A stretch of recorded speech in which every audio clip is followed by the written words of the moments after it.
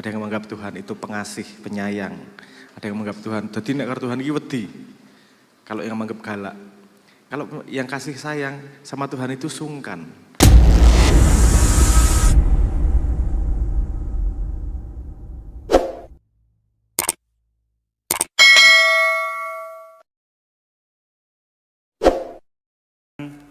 Lek Ham dulu, monggo Lek melanjutkan dan menyambung apa yang tadi disampaikan Cak Nang, Cak Yus, Mbah Dil dan seterusnya.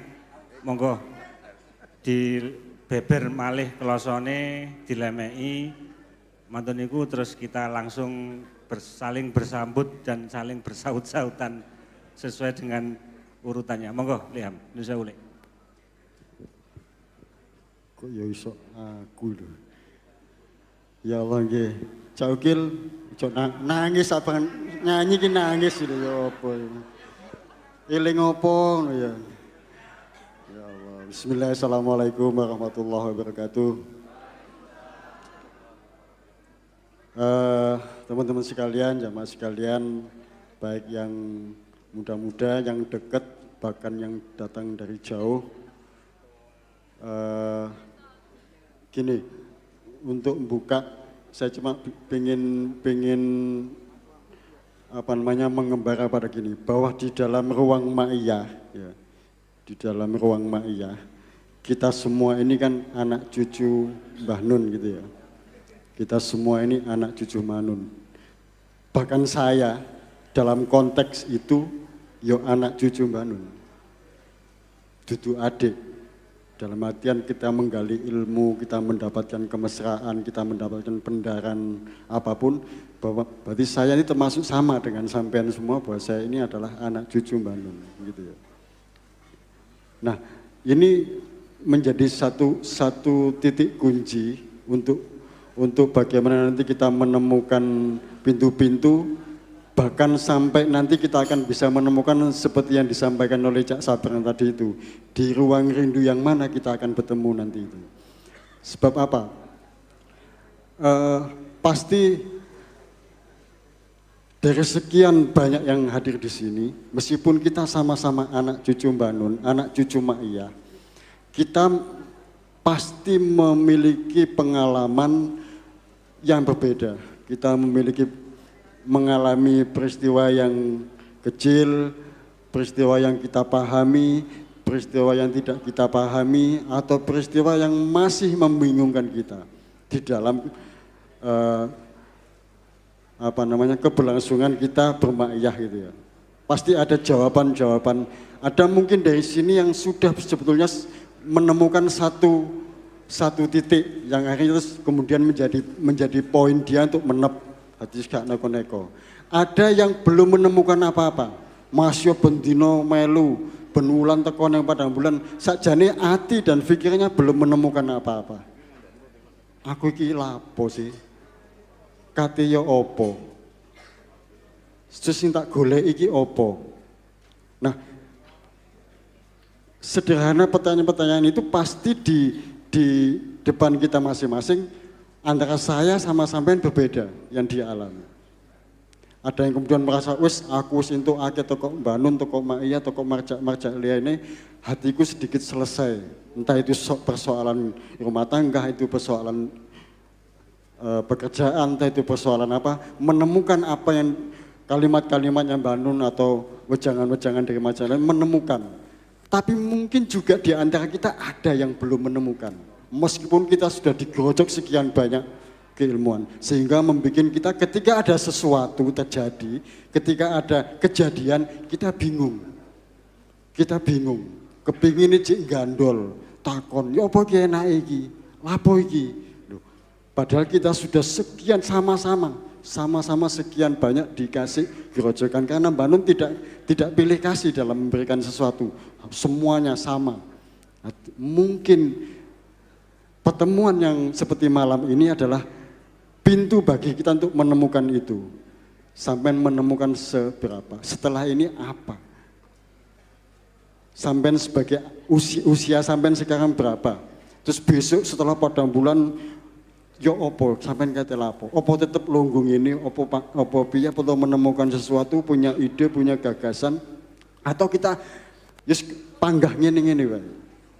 Padahal sudah berkali-kali dijelaskan semua yang di panggung, semua yang di sini itu saling menemani. Sampai juga menemani sini juga menemani juga. Maka ada kutub-kutub yang harus kita pertemukan. Ada kutub-kutub peristiwa yang kita cari. Entah pengalaman sampean tentang Maiyah atau Padang Bulan berapa puluh tahun, iku iso kalah ambek sing baru ning Padang Bulan setahun iso wae.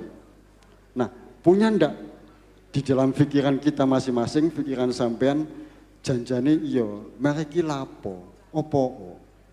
Masih gak melok Padang Bulan opo, masih melok opo. Pernahkah kita mulai tekok kini melakukan pertanyaan-pertanyaan sederhana itu, ritual-ritual sederhana. Sebab apa? Sebab saya yakin 100% bahwa yang di depan ini tidak mungkin bisa menjawab tantangan apapun, tantangan zaman apapun. Sing iso ya sampean pribadi. Cuma karena di sini kita bertemu sebagai podo-podo sinaune, podo-podo golek ini, podo-podo sambate, podo-podo gak duwe-duweke, podo-podo kadang ono sing cak jomblone. Yo ayo hati kita bertemu, diketemukan, pikiran kita sak mampuni, sak isoi, ayo dikomunikasikan. Makanya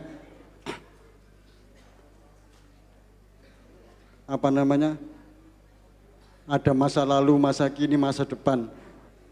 Meskipun itu satu jalur dan satu poin, tapi kan tetap ada genre yang berbeda, generasi yang berbeda memandang zaman dulu. Jamaah zaman dulu memandang Padang Bulan pasti berbeda pemikirannya. Zaman sekarang, anak-anak sekarang mungkin beda. Tapi apakah itu sebuah hal yang harus kemudian kita bedakan? Tidak, tapi harus kita cari tadi itu pintunya supaya nanti nafas kita panjang, perjuangan kita panjang. Meskipun tokohnya berbeda, meskipun yang berbicara berbeda, meskipun yang di depan panggung nanti juga berbeda. Tidak mungkin, karena memang fokus kita kan bukan siapa ya. Meskipun siapa juga satu variabel, tapi yang paling utama adalah apa. Sebagaimana yang disampaikan oleh Manun, bukan saya melakukan apa kemudian mendapat apa, tapi apa yang engkau lakukan itulah yang akan engkau dapatkan. Jadi pertama adalah apanya dulu. Ketika kita melakukan sesuatu yang sifatnya apa, nanti saya atau engkau itu akan muncul sendiri. Nah, ini tidak bisa kita sanggah sendirian, harus bersama-sama. Kecuali kalau sampean sudah putus asa dengan Padang Bulan, kecuali kalau sampean sudah putus asa dengan acara-acara semacam ini, gitu ya. Saya tidak tahu besok-besok tantangannya apa, ilmunya modelnya apa maneh. Apa akhirnya itu Padang Bulan ngalah itu dalam artian wis dipadok nambah liyane ngundang kiai kongkon ceramah terus sampai di kuno ngono tok sampai mulai wis menemukan sesuatu. Nah, berarti Padang Bulan tidak seperti itu ya? Tidak seperti itu.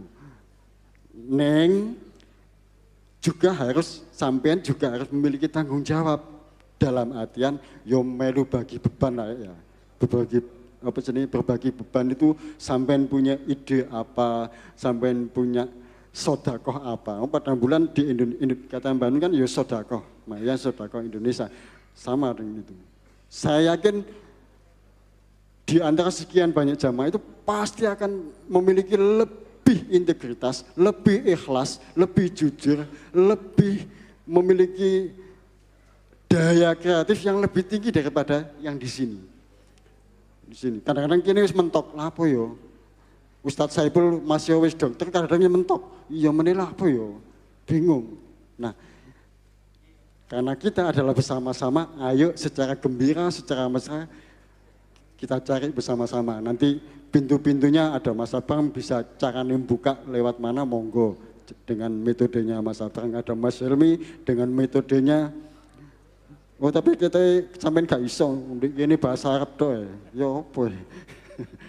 Tapi ada metode masing-masing. Nanti sampean juga punya metode itu. Dan di sini semuanya kita tampung, kita terima, syukur-syukur kemudian bisa kita eksekusi secara bersama-sama sehingga nafas perjuangan sebagai anak cucu Mbak Nun akan tetap sampai kapanpun menurun juga kepada anak sampean, kepada cucu sampean juga. Semacam itu. Pak Pul, mohon maaf kalau masih kurang tepat dalam beberan klosone, tapi intinya disitulah kita mencoba untuk nanti akan ketemu di mana ruang rindu itu ya. Terima kasih. Assalamualaikum warahmatullahi wabarakatuh. Oke, tepuk tangan untuk Lek Ahmad. Terima kasih Lek, klosonya sudah dibeber. Ayo saiki kenduren bareng-bareng prasmanan. Monggo Mas Abrang. Mesti wong iki. Ayo Mas Abrang direspon, mumpung ini kita sedang di momentum yang cukup baik dan penuh kemesraan. Monggo sepenuhnya bebas Mas Abrang. Bismillahirrahmanirrahim. Dulur-dulurku gitu. Ana sing tau munggah gunung ora? Akeh ya. Banyak jalan menuju puncak gunung? Akeh ya pos-pos ngono. Sing lewat jalan utama ada, lewat jalan setapak ada, sing ngasak ngono ya ono. Wah, sing cah gendeng-gendeng biasanya sing ngasak ngono ya. Nah, mungkin bayangkan seperti itu analoginya. Kenapa ada simbah, kenapa ada maiyah dan seterusnya. Banyak kritikan awal-awal dulu pengajian kok kayak gitu, pengajian kok ngene, beda dan seterusnya. Ya. Yang salah itu bukan yang menyalahkan, karena tidak paham bahwa cara naik gunung itu banyak. Cara naik gunung paling mudah itu pakai jalan yang dipakai banyak orang, betul nggak? Sudah terbukti ada posnya di sini dan seterusnya. Nah itu yang diajarkan secara umum. Wes to dadi wong apik, wes to rasa kakan mikir, wes to A, wes to B, pokoknya tutke wae tekan kono. Apakah itu jalan yang aman? Betul. Enggak masalah, jalan yang baik, jalan yang baik. Neng sok-sok ono ciptaan Tuhan, manusia-manusia iki sing mosok lewat kene terus rek. Yuk lewat jalan setapak yuk. Iki jalannya tidak populer nih, tapi pernah dilalui oleh orang. Itu jalan setapak namanya. Misalnya pakai pemikiran si A, pemikiran si B mencoba menghadapi memahami gunungnya. Jadi jalan alternatif boleh enggak? Boleh, mungkin tidak terlalu populer, betul? Ya sehingga itu namanya jalan setapak karena tidak terlalu populer. Mungkin orang yang biasa di jalan utama mesti ngopo tuh aneh-aneh lewat kono ki. Ngopo tuh mikir ruwet lewat kono, wong kene wae ono kok. Loh, Tuhan menciptakan manusia bermacam-macam. Nggih. Nah, terus kemudian ono meneh wong sing enggak ikut jalan setapak, golek dalane dhewe. Resikonya tentu akan lebih tinggi. Nek neng jalan utama dicokot macan ya ora ono. Jalan setapak kemungkinannya kecil karena sudah pernah dilewati. Nek ngasak dhewe mungkin lebih cepat sampai atas karena ngelewati dalan sing susah yang orang lain tidak mau. Mungkin, tapi mungkin juga kejegur jurang ya ora. Orang ngerti dalane kok ngasak-ngasak dhewe kok kecokot ulo ya ora ngerti kok. Nah, bayangkan pemikiran manusia seperti itu. Letak padang bulan di mana? Letak maiyah di mana? Ada yang mengatakan begini, ada kiai yang mengingatkan 80%, ada penceramah yang mengingatkan, ingat zakat, ingat sholat, ingat poso, ingat ibadah, baik atau tidak? Baik, itu jalan utamanya kayak gitu itu. Jalan paling aman, sudah digelar ke Kanjeng Nabi, tut ke wae. Neng ono sing yo kuwi bener. Neng jajal coba pemikiran lebih dalam. Bener enggak sih cara berpikirnya gini? Bener enggak sih aku salah? Nah, itulah yang disebut sebagai jalan setapak itu tadi. Maiyah memberi ruang kepada orang-orang yang melewati jalan setapak untuk bisa membagi jalan setapaknya kepada kita. Sok-sok wong sing ngasak barang diunggahke neng panggung neng maiyah iki. Sing ora cetha nang ndi pikirane wong gendeng ngomong dhewe. Ya, saya enggak tahu apakah Cak Mustafa Wai Hasim itu jalan setapak aja jalan ngasak gue. Karena nek ngrungokke jane piye to iki ngomong apa to iki misalnya gitu. Tapi kita semua mendengarkan dan kita punya kesadaran penuh bahwa semua jalan, kalau semua jalan menuju Roma, semua perjalanan juga pasti menuju Tuhan. Sing pengen dolan, ayo jalan setapak. Enggak harus setuju jalan setapak itu. Jajal kan boleh.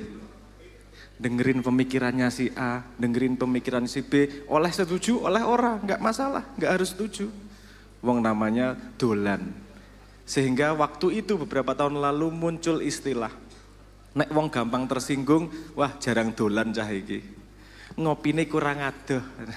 Ngopine ning pos utama terus.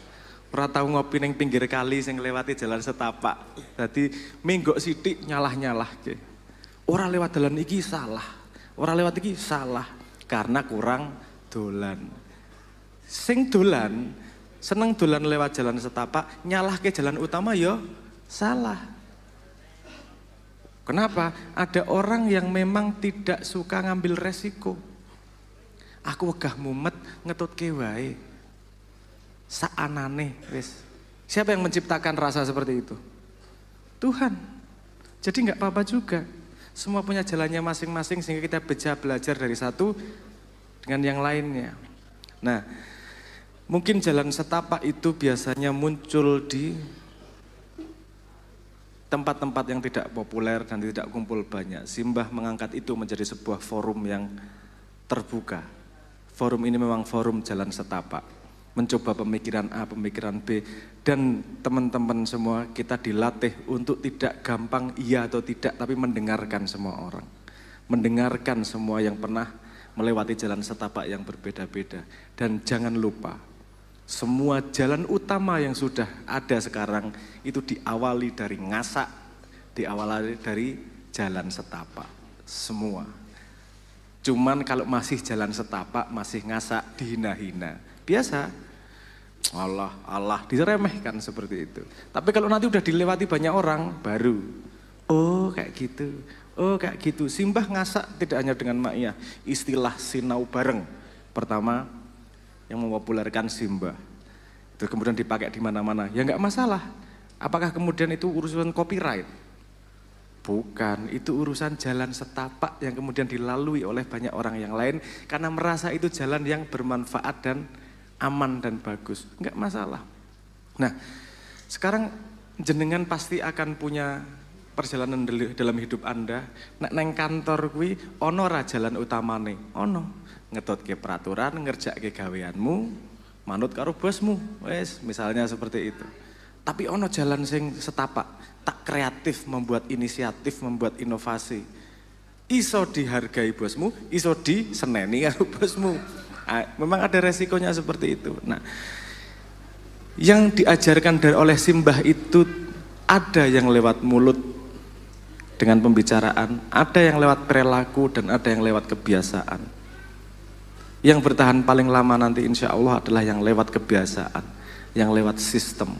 Nah, Maiyah ini sudah setahun lebih simbah absen tapi masih kita jalan terus. Kita menjalani jalan setapak yang sudah disasak oleh simbah. Dan semoga jalan Maiyah ini tidak ada yang alergi lagi. Dan gak perlu cari jalan utama juga. Gak ada mimpi ke situ juga. Karena selalu jalan utama itu resikonya lebih kecil. Kita tidak pernah memaksa orang untuk meresikokan hidupnya. Tapi untuk yang pengen dolan, yuk kumpul bareng-bareng agar mengenal rimba belantara ciptaan Tuhan lebih dalam, lebih indah, lebih menghargai untuk kebaikan kita bersama. Matur nuwun.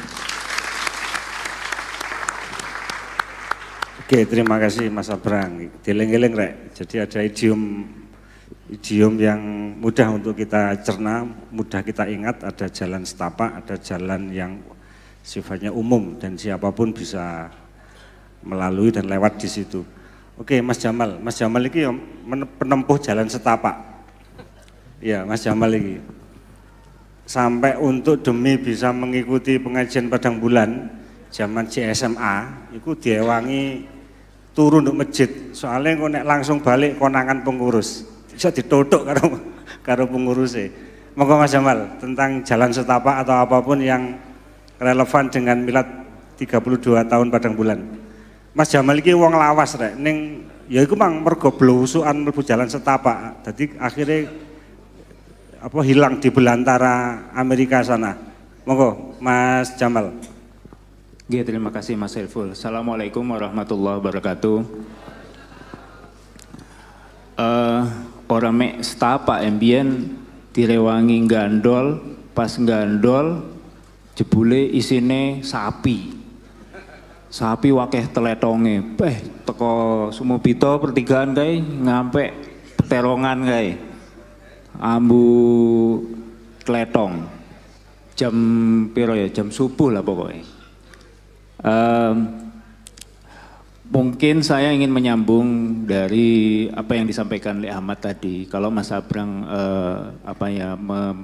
menyampaikan istilah jalan setapak, saya ingin mencoba untuk menggunakan istilah atau menyampaikan yang sering disampaikan Mbah Nun bahwa kita memasuki ilmu ma'iyah itu ibaratnya seperti ruangan, kita memasuki dari berbagai macam pintu.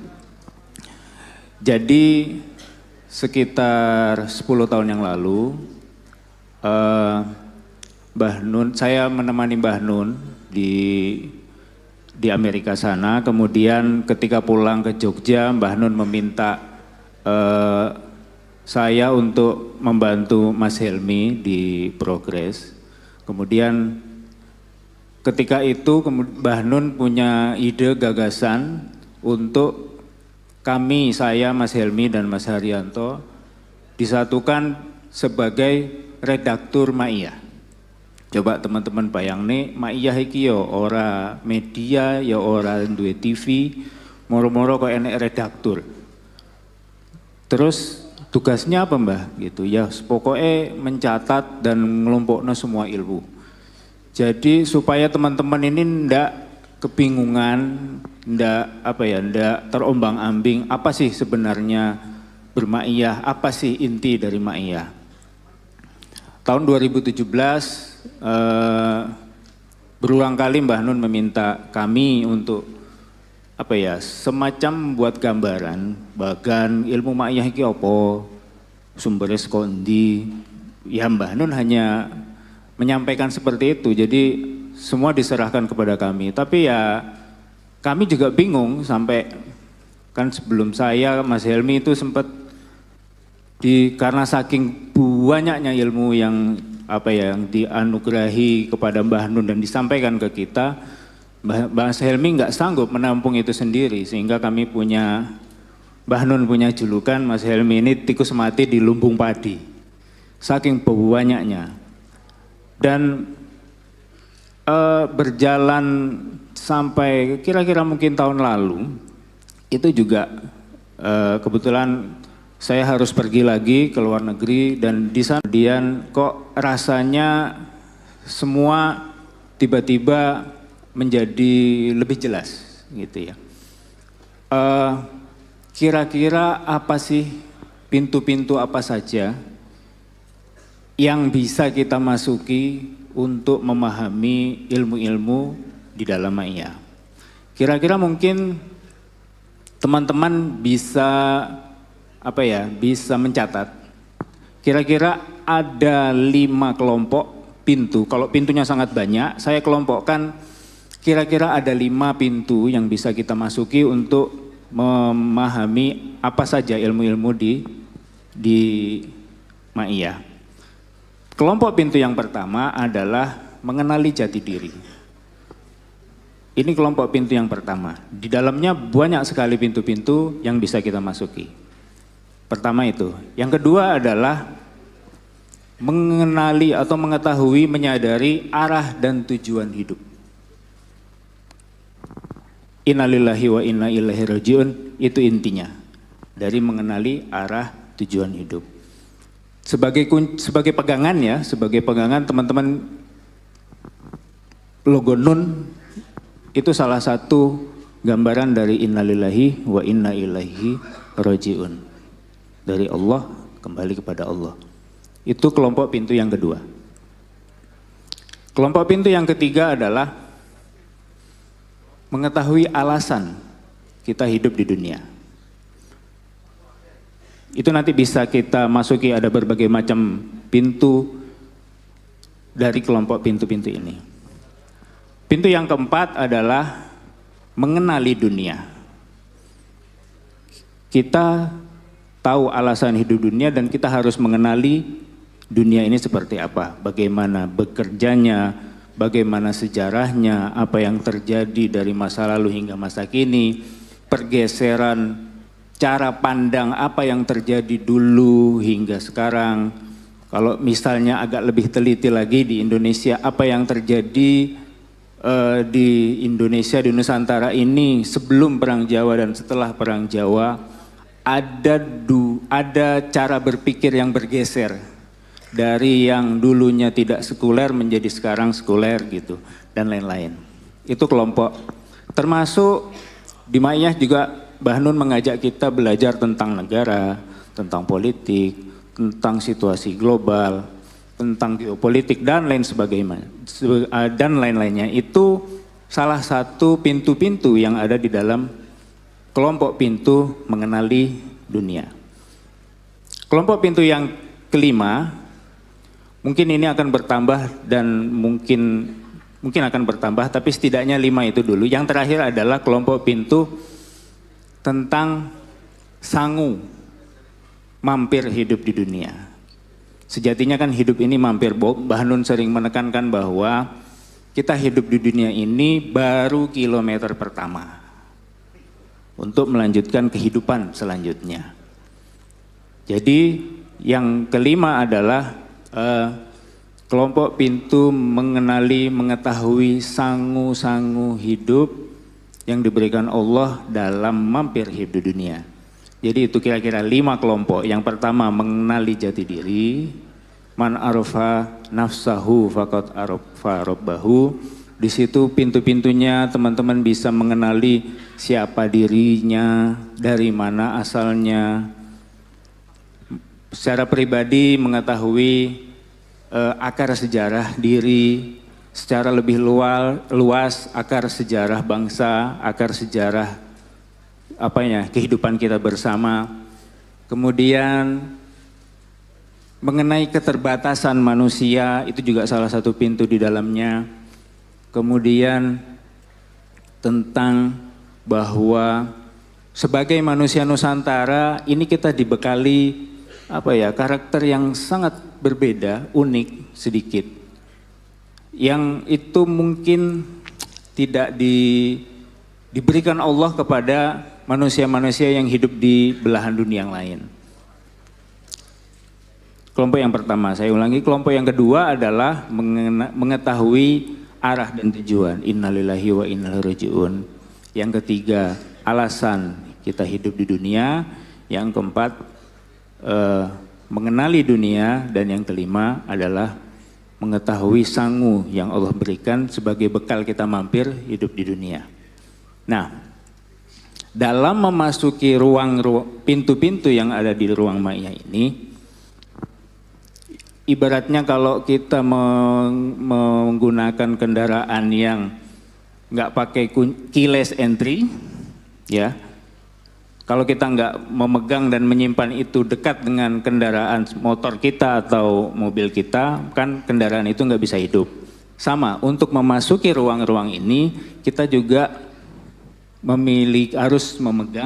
harus memiliki sebuah kunci. Apa itu kuncinya? Kuncinya adalah segitiga cinta. Segitiga Allah, Rasulullah, makhluk. Itu yang harus dipegang. Kesadaran itu harus ada dalam kita memasuki pintu-pintu Ma'iyah. Kemudian yang terakhir mungkin, setelah sekian lama, kira-kira apa sih intinya yang Mbah Nun yang Mbah Nun ajarkan kepada kita? Ma'iyah itu intinya apa sih? Inti yang paling inti dari Ma'iyah menurut saya, setelah coba saya telah, adalah Mbah Nun mengajak kita untuk menjadi manusia yang tidak sekuler. Maksudnya tidak sekuler itu adalah manusia yang punya kesadaran keutuhan manusia secara spiritual, fisik, intelektual, semuanya kan Allah menciptakan utuh jadi satu. Tetapi ada pergeseran di dunia ini yang membuat kesadaran spiritual terutama itu terpisah, dipisahkan. Ini ada sejarahnya, kita nggak ujuk-ujuk sekarang seperti itu. Jadi ibarat HP kan nggak bisa kita pakai kalau nggak ada sinyal, kalau nggak tersambung sinyalnya atau wifi-nya atau ke satelit.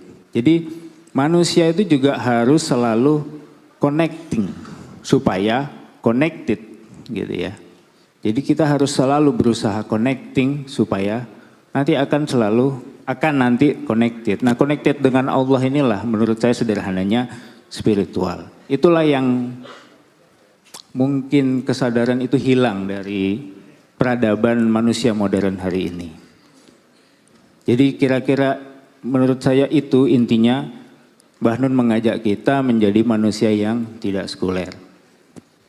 Nanti apa penjabarannya mungkin kita bisa belajar bersama. Kira-kira itu Mas Saiful yang bisa saya sampaikan. Ya, Assalamualaikum warahmatullahi untuk Mas Jamal. Oke Mas Jamal, ada 5 pintu ya. Nah, itu nanti bisa kita buka bareng-bareng. Ketemunya ya isok jalan setapak, isok jalan raya. Monggo, itu nanti sudut pandang 2 tadi yang disampaikan Mas Sabrang dan Mas Jamal itu nanti bisa dinikahkan, bisa dikawinkan. Supaya kita tidak sempit pikiran, nggak cekak pikir, tapi punya perspektif yang lebih kaya. Kira-kira ngoten Cak Majid. Sekarang ini yang kita tunggu-tunggu. Cak Ugil. Sik tenang Cak sama nambah anu sik. Ngejer ya gondelan lek Ahmad ngono lho ya. Nggih. Mas Sabrang ono jalan setapak, Mas Jamal ada 5 pintu. Cak Unyil gang buntu. Cak Ugil. Monggo Cak Ugil sepenuhnya untuk panjenengan. Allahumma shalli ala Muhammad. Kulo jalan santai mawon. Enak sampean guyang-guyu aku nek kene sumpah ngejer. Ya Allah. Kulo namung curhat mawon. Assalamualaikum warahmatullahi wabarakatuh. 32 tahun Ma'iyah atau Padang Bulan. Ya biar seperti ini. Karena kita belajar di sini. Kalau tadi ada yang ngomong, awakmu belajar terus, kapan actionnya? Kita sudah mengaplikasikan ketika belajar di sini, kita praktekkan di rumah. Jadi kita sudah mengaplikasikan ketika kita belajar di sini, pemikiran-pemikiran semua yang ada di sini minimal nang omah. Karena kita rakyat jelata. Gitu, ngapunten. Kulo ngapunten curhat. Dulu ketika saya duduk di belakang sana, ketika melihat orang-orang keren di depan ini, saya berujar, wih, enak paling yo duduk di antara orang-orang hebat. Dan saiki getun aku muni ngono. Ngejer Pak, sumpah ngejer. Jadi bebannya sangat luar biasa, ini beban dunia akhirat. Bahkan 2 bulan yang lalu ketika pertama kali saya ada di sini, koyok aku iki wis ngerti kabeh Ma'iyah, beban Pak. Ditakoni, Cak, Mbah Nun saiki kabare piye? Alhamdulillah sehat. Kok gak teko? Ditambahi kok gak teko? Pemulihan. Mosok pemulihan suwe? Ngapunten terus kula jawab ngawur terusan. Cak Nun saiki nang Selandia Baru ngisi workshop. Lek mboten ngoten ditakoni terus. Engko lek ana takon liya maneh, jawabku ya beda.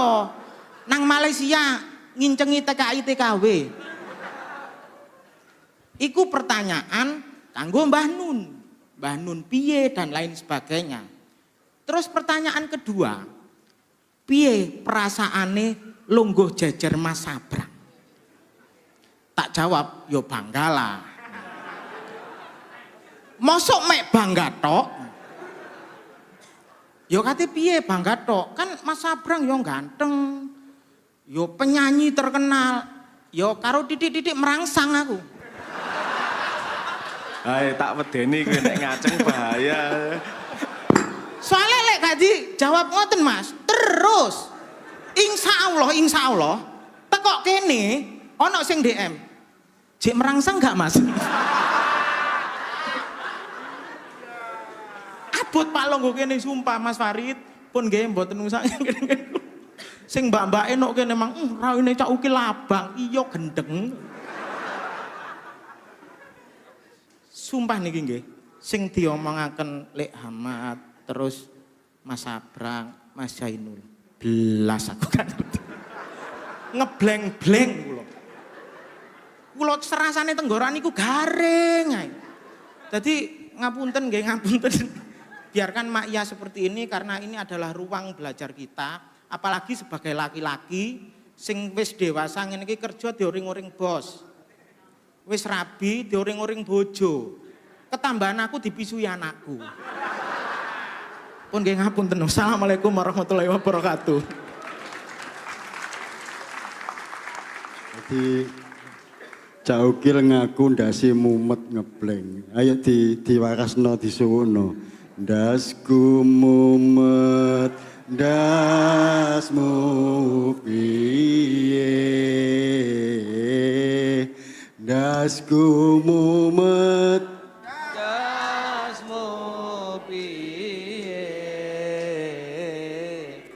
ndasku mumet. Dasku piye. Disolawati sholatullah. Salamullah. Sampai tutup. Rasulillah.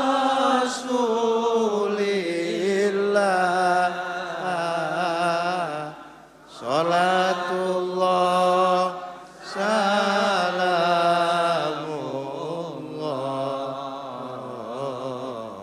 Ala yasin.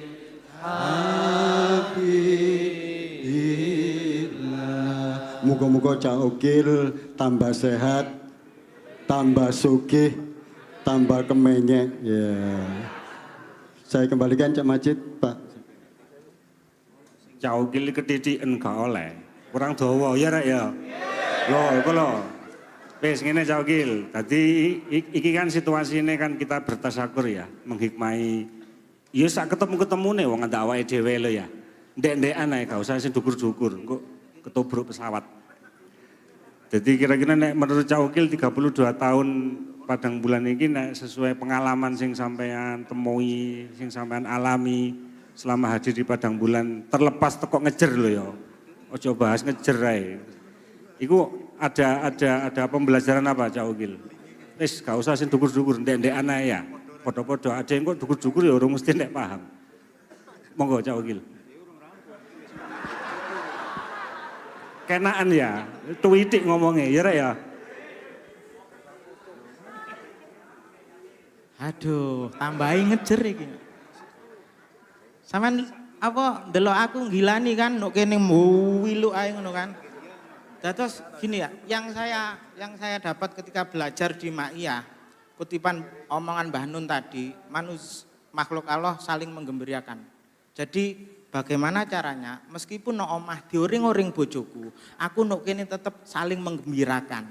Jadi meskipun nok kene aku yo ngejer, piye carane awakmu guyu. Lek aku gak guyu, dagelan kok gak lucu, jelas ngono sampean. Ngoten mawon nggih. Pak ngapunten Pak, pun nyiksa kula Pak. Pun. Tapi sampean semakin tersiksa, arek-arek tambah seneng ketoke. Jadi arek-arek iku bahagia di atas penderitaannya sampean. Semakin menderita arek-arek tambah seneng. Tapi nanti spesial ada lagu khusus nanti dipersembahkan Mbak Yuli ya setelah Cak Ukil. Nggak tahu nanti lagunya apa, sholawat apa loh. Sampean dibonusi satu lagu. Iki mangelek langsung nyolawati ya, goro-goro ndasku ngelu ndasku piye iku mau ya. Kira-kira begitu. Nanti setelah ini nyambung Mas Helmi dulu nggih. Setelah Mas Helmi nanti satu sholawat dari Bu Yuli bersama Pak Kiai Kanjeng. dua orang ini teman-teman, Mas Jamal dan Mas Helmi itu, nek Kanjeng Nabi itu kan dua juru catat, Zaid bin Sabit kalau tidak salah ya. Nah Mbah Nun itu punya beliau berdua, Mas Helmi dan Mas Jamal. Cuma Mas Jamal itu tersesat di belantara Amerika karena harus mendampingi istri untuk menempuh S3. Mas Helmi bertahan di Kadipiro, tapi beliau berdua tetap pencatat utama semua ilmu yang diberikan Mbah Nun kepada kita. Sehingga kita punya peta, punya jalan, punya konsep, punya gambaran lah. Seperti yang beliau sampaikan tadi, ada 5 pintu, kemudian ditambah Mas Sabrang, ada jalan setapak, ada jalan raya. Nah, iki kok dijangkepi rek karo Mas Helmi, enggak tahu Mas Helmi nanti pakai apa, pakai pohon atau pakai analogi. Monggo lah sepenuhnya kita serahkan sepenuhnya kepada Mas Helmi. Assalamualaikum warahmatullahi wabarakatuh. Bismillahirrahmanirrahim. Alhamdulillahirabbil alamin. Allahumma shalli ala Muhammadin wa ala ali Muhammadin fil awwalina wal akhirin wa fil mala'il a'la ila yaumiddin. Amma ba'd.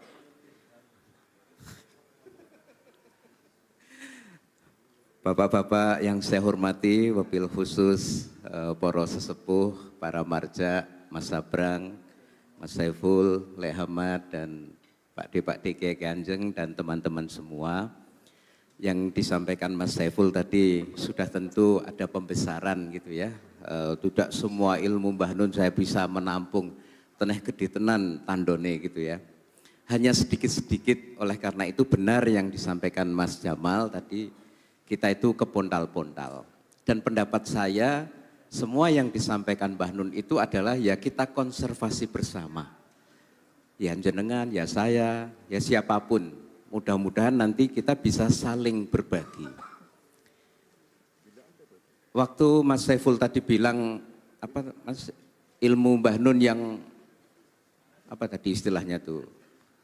Yang untuk kehidupan praktis. Kalau Mas Jamal tadi kan menggambarkan secara akademis, ada 5 pintu, kemudian Hamad dan Mas Sabrang tadi mengingatkan tanpa pernah jemu di Padang Bulan, metodologi belajar di Ma'iyah atau di Padang Bulan, cara melihat apa yang kita lakukan dan lain sebagainya. Saya akan memulai dari ingatan-ingatan kecil tentang hal-hal yang praktis. Jadi Mbah Nun itu selain memberikan napa nggih, carane ndelok urip macam-macam gitu, itu juga ngasih hal-hal sing iso dadi kiat, sing praktis. Misalnya yang paling menurut saya legendaris itu. Ini jauh sebelum orang bicara tentang kesehatan mental, apa meneh nek istilahnya saiki itu, ya pokoknya sing mental-mental itu Mbah Nun itu sudah punya pameo yang diajarkan kepada kita semua. Piye rek carane ben ora stres? Ojo stres nek ngono tok. Jadi enggak pakai teori rumit-rumit, pokoknya gelem ojo stres. Piye carane ojo stres? Ora stres, ojo stres. Itu Cak Ukil. Nah, jadi meskipun di ultimatum oleh istri dan anak, ojo stres. Nah ini berkaitan dengan ilmu berikutnya. Ilmu berikutnya ini ilmu hidup, ini ilmu siasatnya adalah yang saya sangat terkesan dari Mbah Nun itu adalah nek iso ojo gelem rugi ping pindho.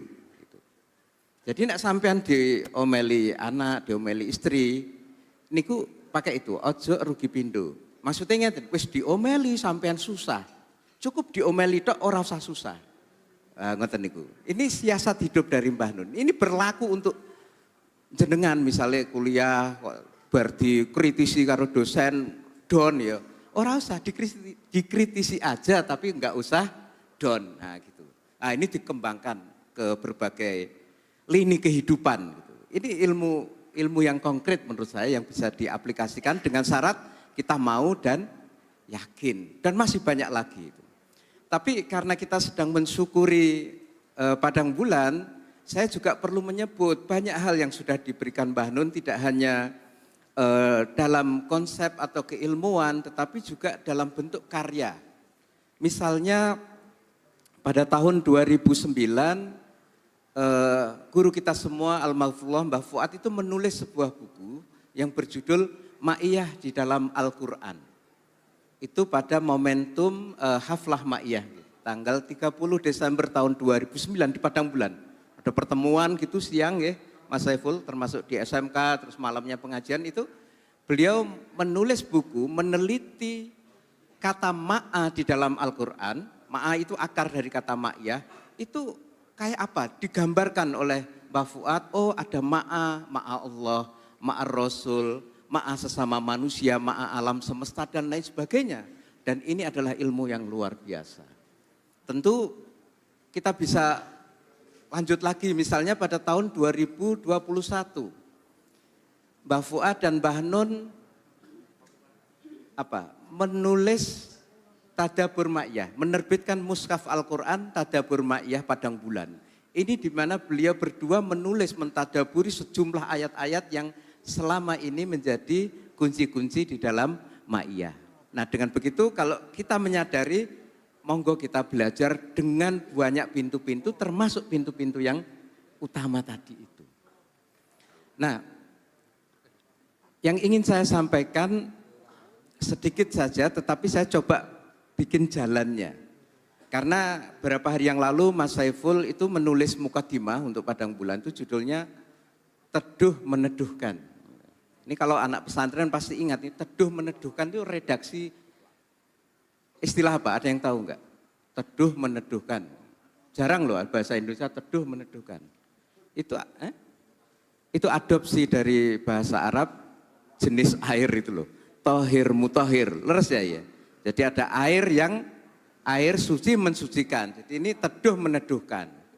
Jadi enggak hanya teduh tapi meneduhkan. Nah, persis seperti yang dingendikake Lek Hamad tadi bahwa semua yang kita terima itu bisa berposisi sebagai pintu untuk masuk ke perjalanan yang lebih jauh. Nah, saya pun juga dari situ saya terpantik menyelam lebih jauh dan sampai kepada salah satu ayat Al-Quran di dalam surat Al-Hasr ayat 10. Yang tentu di dalamnya ini kita semua sudah familiar karena sering diucapkan sebagai doa. Ayat itu di dalam surat Al-Hasr ayat 10, A'udzubillahi minasyaitonirrajim, walladzina ja'u mim ba'dihim yaquluna rabbana ighfir lana wa li ikhwanina alladzina sabaquna bil iman wa la taj'al fi qulubina ghillal lil ladzina amanu rabbana innaka raufur rahim. Ayat ini bercerita tentang doa orang-orang yang hidup atau generasi sesudah kaum Ansor dan Muhajirin. Jadi ketika Nabi Muhammad hijrah dan membangun masyarakat di Madinah itu yang dilakukan pertama kali adalah mempersaudarakan kaum Ansor dan Muhajirin. Mereka inilah generasi pertama yang mendapatkan pengajaran langsung dari Kanjeng Nabi. Kemudian ketika mereka kaum Ansor dan Muhajirin itu meninggal dunia, generasi berikutnya ini punya kesadaran, saya itu mendapatkan pengetahuan Islam itu karena diajarin oleh kaum Ansor dan Muhajirin. Jalannya dibukakan oleh mereka tadi itu kalau pakai analogi Mas Sabrang itu. Dan yang menarik adalah orang-orang mim ba'dihim ini setelah Muhajirin dan Ansor itu saking senengnya itu bersyukur dalam bentuk mendoakan mereka. Doanya adalah itu tadi. Rabbana ighfir lana wa li ikhwanina alladzina sabaquna bil iman. Ya Allah, ampunilah dosa-dosa kami dan saudara-saudara kami yang sudah lebih dahulu. Lebih dahulu dalam keadaan iman yang dimaksud adalah Muhajirin dan Ansor. Kemudian ini yang menurut saya penting, wala taj'al fi qulubina ghillal lil ladzina amanu. Dan janganlah engkau jadikan di dalam hati kami itu ada rasa benci terhadap orang-orang yang beriman. Ini doa yang sering kita bacakan, sering kita baca dan kita dengar. Singkat cerita saya ingin mengatakan bahwa orang-orang yang menempuh jalan tadi itu, baik jalan setapak maupun jalan besar, tetapi dalam tujuan yang sama, itu sebenarnya diikat oleh perasaan saling menyayangi, saling mencintai, dan tidak boleh ada kebencian. Dalam bahasa Mbah Nun yang sering disampaikan, kita semua Jannatul Ma'iyah, dulur-dulur jamaah Ma'iyah ini diharapkan oleh Mbah Nun menjadi al-mutahabbuna fillah. Orang-orang yang saling mencintai karena Allah. Ini ada beberapa hadis qudsi yang penting untuk kita kutip, tapi saya ingin shortcut aja. Kata meneduhkan di dalam judul Milad Padang Bulan ke-32 ini, meneduhkan itu kan bayangannya adalah kita itu kepanasan, tapi karena ada yang menaungi kemudian jadi teduh, jadi enak. Misalnya ada payon kayak gini, atau ada awan yang melindungi kita.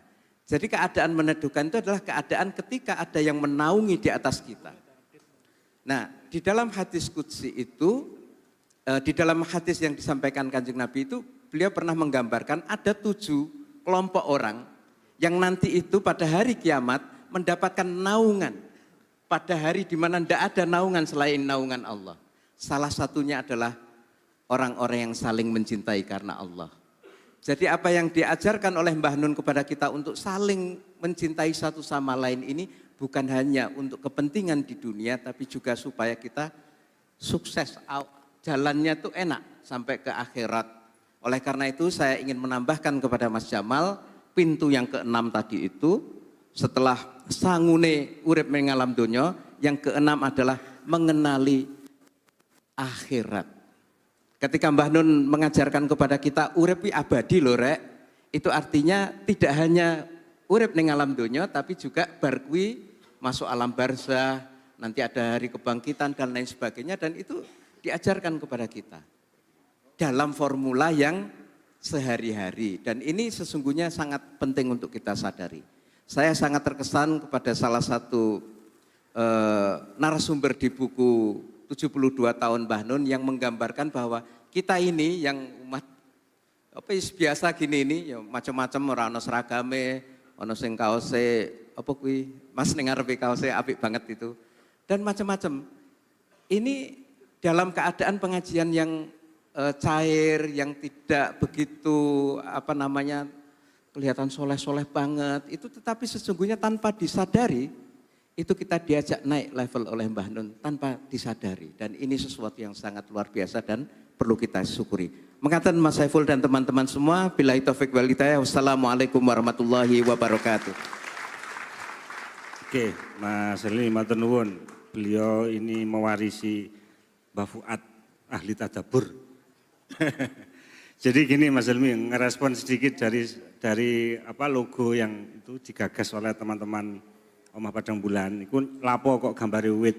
Iku ya gak janjian Mas, ya gak sengaja. Ya tiba-tiba muncul begitu saja, kemudian ternyata di pikiran Leh Hamad itu sudah ada satu tema yang terpasang di situ, teduh meneduhkan. Jadi antara Leh Hamad dengan teman-teman multimedia yang mendesain logo itu gak janjian. Ya gak janjian, ya ora tau rapat terus apa jenenge konsep iki logone ngene ndak.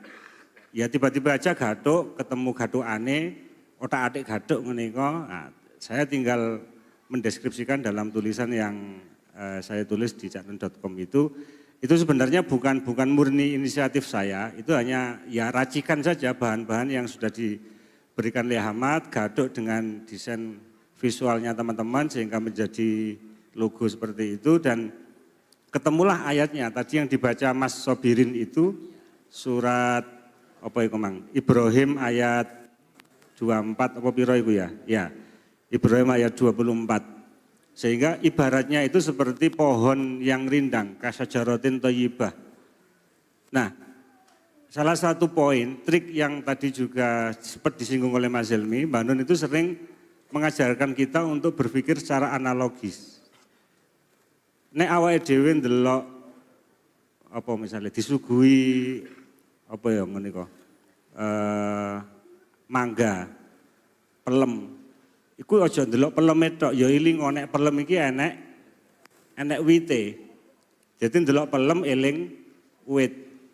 Nah, untuk uwit itu kan pasti ada struktur-strukturnya, ada komposisi, ada komponennya, mulai daun, ranting, batang, sampai akar.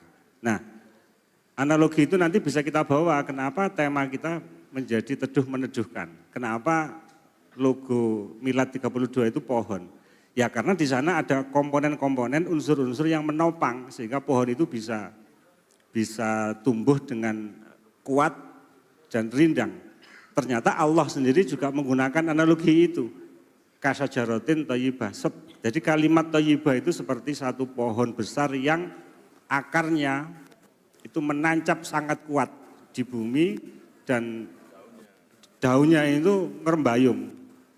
Jadi merambah ke segala arah. Sehingga siapapun monggo mau berteduh silakan. Arek angon mari angon wedhus sumu ambek kipasan leren nduk nisor wit ya gak apa-apa.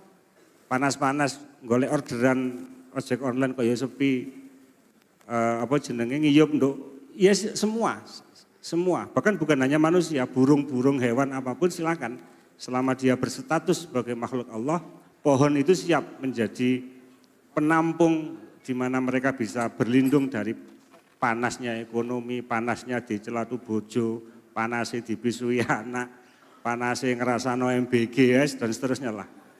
Gitu loh. Jadi di satu sisi ini memang Mas Hilmi nggak bisa kita pungkiri, Padang Bulan itu menjadi zona aman dan nyaman bagi kita semua. Dan tradisi itu berlangsung selama 3 dekade lebih, 32 tahun nih. Jadi kita mencari situasi aman dan nyaman. Di mana? Di Padang Bulan. Karena di sini tidak ada kon profesor ta duduk, kon S3 atau S lilin ta S jus gak enek. Wis pokoknya angger cek ambekan cek menungso, ayo monggo kita berteduh bersama-sama di pohon rindang yang bernama Padang Bulan. Jadi ketemu otak-atik gadoknya seperti itu. Dan yang paling penting teman-teman sekalian jangan lupa pohon yang rembayung tadi yang rimbun dan rindang itu punya akar yang sangat kuat. Tadi Mbak Dil sempat cerita tadi malam ketika persiapan teman-teman kelembur itu beliau bercerita 1 minggu sebelum Padang Bulan Bu Halimah itu wis bingung ngupui karepe dhewe. Piye iki sapa sing diundang, sapa ya apa iki persiapane. 1 minggu sebelum Padang Bulan Bu Halimah itu wis gopoh menyiapkan jamuan layanan pengajian Padang Bulan. Nah, itu kan peristiwa kasat mata. Tetapi jangan lupa di majelis yang sama, di sini juga Mbak Nun juga pernah memandu kita untuk tidak melihat sesuatu itu hanya secara material. Karena di balik itu pasti ada peristiwa yang bersifat nilai. Oke, kasat matanya peristiwa yang bisa dilihat dan dialami adalah Bu Halimah wis gopoh nek pengajian Padang Bulan kurang seminggu. Itu peristiwa kasat matanya. Tetapi kan pasti ada nilai-nilai yang menggerakkan di balik itu semua. Apa nilai-nilai itu? Lah yuk monggo kita pelajari bareng-bareng. Misalnya berupaya untuk bisa istiqomah, memberikan layanan yang maksimal bagi siapapun yang hadir di Padang Bulan. Kemudian Mbak Nun juga pernah ngendikan bahas yang teko wong 10, 15, selawe, bahkan pernah diliburkan karena ada kesalahpahaman pasca reformasi itu 3 bulan atau berapa. Terus yang teko nggur wong 5 ya wis ngene iki pancet. Akhirnya kembali bertambah lagi jamaah, bisa pulih seperti sedia kala dan seterusnya. Ya nilai-nilai istiqomah itu salah satu akar yang menghujam dalam tanah kesadaran kita sehingga Padang Bulan bisa menjadi pohon yang teduh yang bisa menjadi tempat berteduh untuk siapapun. Kira-kira begitu Mas Helmi dan juga teman-teman sekalian. Setelah ini kita buka sesi tanya jawab ya, cuman agak terbatas, mungkin maksimal cukup 2 orang. Karena nanti 12:30 kita puncai dengan Mahalul Qiyam.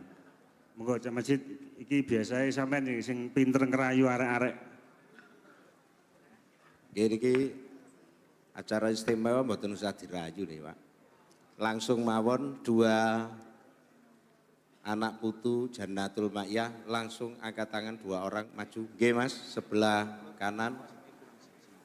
2 mawon mboten kata-kata. Nggih, hati-hati kesandung Mas. Go wis.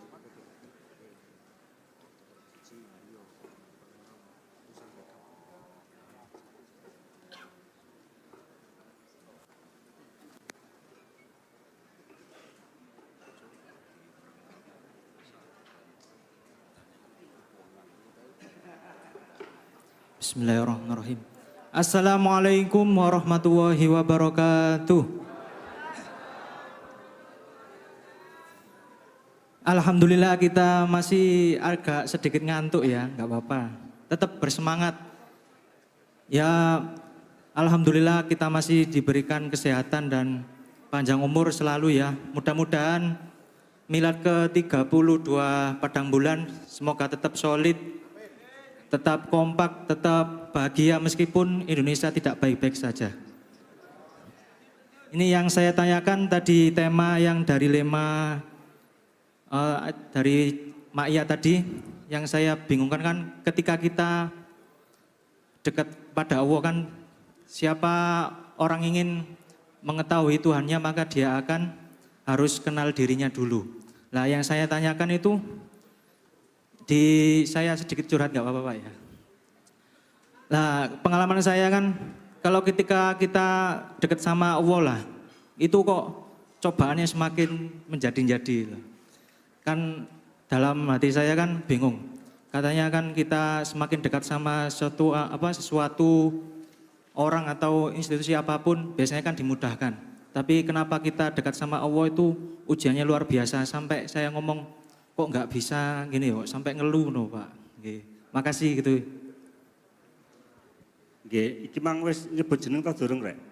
Nah, sinten Mas? Nggih, sama saya Udin dari Peterongan. Oke, Mas Udin dari Peterongan. Jadi pokok sapa sing cidek nang Allah nyapa kok cobaan urip, cobaan apapun kok semakin kuat gitu ya, semakin ugal-ugalan jarene. Oh, Gusti Allah dilokno ugal-ugalan. Kayak guyon. Monggo selanjutnya nama dan dari mana, langsung pertanyaan to the point. Assalamualaikum warahmatullahi wabarakatuh. Nama saya Supardiono, asli Surabaya. Sebetulnya ini bukan pertanyaan, cuma saya akan bercerita sedikit masalah Padang Bulan. Karena dan yang pertama kali saya kenal Padang Bulan, yang kedua istilahnya situasi Padang Bulan, terus sosok Cak Nun. Saya pertama kali mengenal Cak Nun itu membaca Jawa Pos, waktu itu mengulas masalah sepak bola dunia. Di pojok Jawa Pos itu ada gardu Jawa Pos, koran Jawa Pos, di bawah itu gardu, itu fotonya Cak Nun mengulas masalah Piala Dunia. Saya baca kalimat-kalimatnya kok enak, padahal kalau di koran itu pasti diedit sama redaktur. Tapi ini kok enak gitu, saya senangnya jadi di situ. Terus akhirnya saya ingin mengetahui, waktu itu sudah ada pengajian Padang Bulan, tapi saya ingin ke sana. Akhirnya saya ke sana, ke Padang Bulan, waktu itu tahun 96. Nah, sebelumnya itu saya senang baca Al-Quran tapi artinya saya baca. Setelah di Padang Bulan, ternyata pengajiannya isinya tafsir secara tekstual oleh Mbah Fuad, terus tafsir kontekstualnya Mbah Nun. Isinya kok cocok gitu loh sama Al-Quran, berarti benar. Istilahnya tekstual, kalimat kontekstual itu nyatu.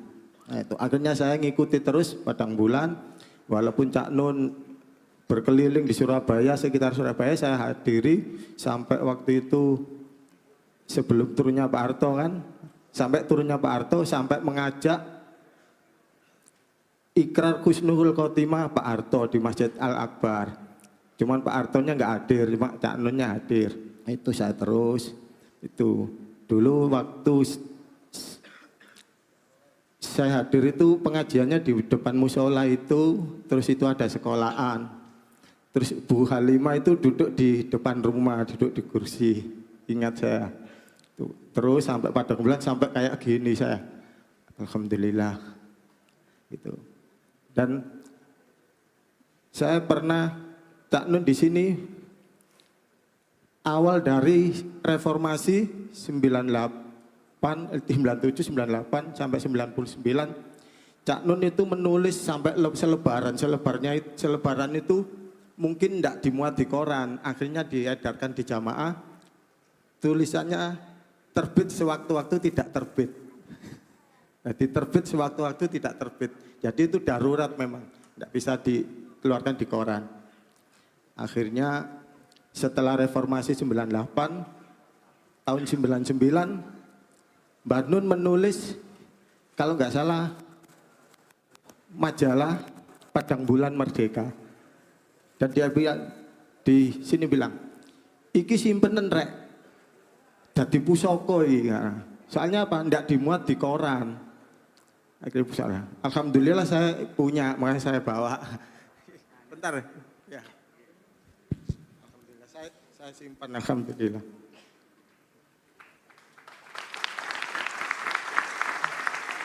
Ini sang bulan. Padang Bulan Merdeka. Ya. Isinya itu tulisannya Cak Nun tapi tidak dibuat di koran. Jadi itu masalah Padang Bulan, pengajian istilahnya bebas lah isinya itu, merdeka. Terus sama tulisan Cak Nun itu cuci gudang. Ya, cuci gudang itu yaitu tulisan Cak Nun yang semua koran tidak mau muat. Akhirnya Cak Nun nulis sendiri, ditulis di Padang Bulan. Ya Allah, sampai saya simpan, soalnya Cak Nun bilang ini pusaka. Itu makanya saya simpan. Ini bertepatan dengan ulang tahun.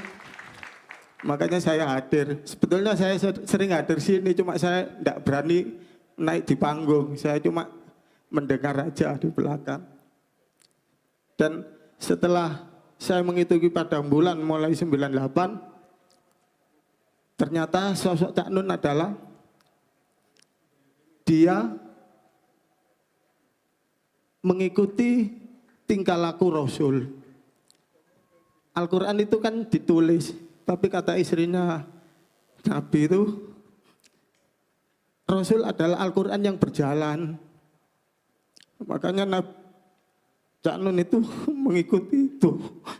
Makanya saya menganggap Cak Nun itu Mahainun Najib adalah Muhammad. Itu istilahnya itu. Muhammad yaitu manusia yang memanusiakan manusia. Itu aja. Assalamualaikum warahmatullahi wabarakatuh. Ya, Waalaikumsalam. Matur nuwun, iki berarti wong lawas pol iki rek. Melo Padang Bulan cek zaman Langgar Cuwili, biyen ono podiume. Terus depannya itu ada halaman, terus sebelah timurnya itu ada, dulu sempat dipakai anak-anak sekolah MI. Dan ini belum ada masjid dulu. Itu masih jenenge biyen Langgar. Dan ada podium kecil, terus ono baduk di pinggiretan. Lah di sela-sela itu kita jamaah itu di sisi kiri, di sebelah utara, sebelah selatan, kemudian meluber sampai ke halaman.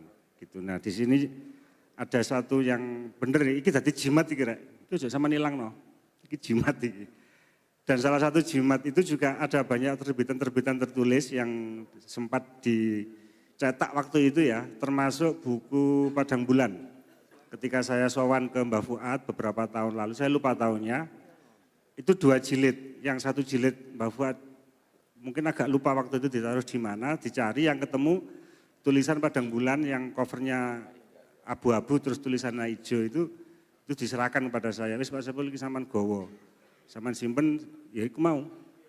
Ya walaupun pesennya ojo gak dadekno jimat, tapi itu bagi saya itu pegangan untuk selalu komitmen istiqomah apapun yang terjadi, ayo kita sama-sama bareng-bareng istiqomah di majelis kita bersama, yaitu majelis pengajian Padang Bulan. Sekali lagi tepuk tangan untuk saudara kita. Iki enek foto unik rek, Mbah Nun numpak becak. Sing becak Mas Abrang. Iya Mas iki ya. Fotone iki. Nah iku. Mbah Nun cek enom, cek sangar, cek gondrong, cek medeni kon disentak melorot sualmu kan. Iya. Nah, iki enek foto unik ini. Nah, Selanjutnya supaya kita nggak berlama-lama, monggo ini Nusewu, Mas Abrang kami mohon untuk merespon pertanyaan yang pertama. Semakin dekat dengan Allah kok identik dan sejalan dengan semakin kuatnya cobaan yang diberikan kepada kita. Dan yang kedua merespon sedulur kita jamaah Padang Bulan semester Lowawaspol ini. Monggo Mas Abrang. Oke, bismillahirrahmanirrahim.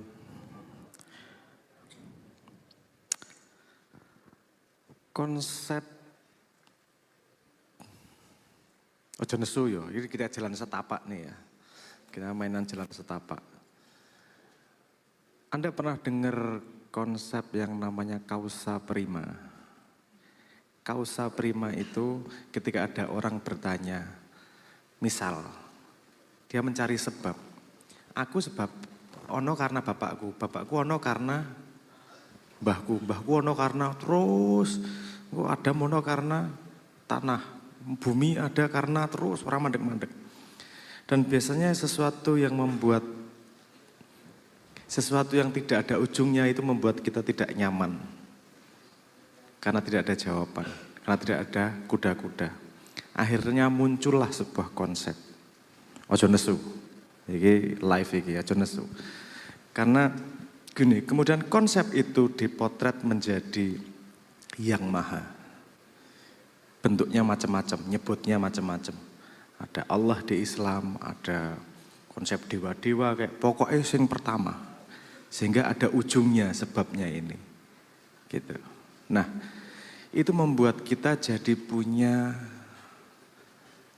sebuah tempat di mana tidak pernah konsep itu menghindar kalau kita lagi bingung sama dunia.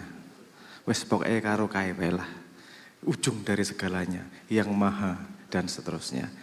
Itu terjadi dalam sepanjang sejarah, itu banyak terjadi ciptaan dalam tanda petik ciptaan seperti itu. Jalan setapak ya, misalnya gatel-gatel ki, kok Tuhan dianggap sebagai ciptaan manusia, apakah kemudian itu pembahasan yang berbeda. Karena saya menilai dari sudut pandang manusia pahamnya kan gitu. Kita tahu Tuhan itu kan dari kasih tahu loh. Dikonsepkan, dikasih tahu. Nah, terus kemudian kadang-kadang selip kita mempersepsikan Tuhan. Karena semuanya personal. Jadi kita menganggap Tuhan, ada yang menganggap sebagai sahabat. Kalau Simbah dulu nyeritain ke saya, ketika Nabi Ibrahim itu Tuhan sebagai sahabat, Tuhan sebagai Kanjeng Nabi, Tuhan sebagai kekasih, dan seterusnya lah. Itu bagaimana kita memperlakukan Tuhan dalam hidup kita. Ada yang menganggap Tuhan itu galak, ada yang menganggap Tuhan itu pengasih, penyayang, ada yang menganggap Tuhan, jadi nek karo Tuhan iki wedi. Kalau yang menganggap galak, kalau yang kasih sayang sama Tuhan itu sungkan. Outputnya bisa sama, tapi yang satu datang karena sungkan, yang satu karena takut. Ada juga yang selipnya Tuhan dianggap sebagai pembantu. Siapa di sini yang kalau manggil Tuhan kalau butuh bantuan aja? Kalau lagi seneng nggak butuh bantuan, nggak perlu ingat sama Tuhan. Loh, itu sesembahanmu atau pembantumu? Nah, ini kan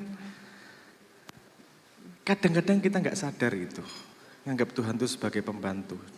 Saya nggak ngomong itu salah, itu naluriah dari manusia karena memang tadi siapa lagi kita bersandar kalau tidak kepada yang maha.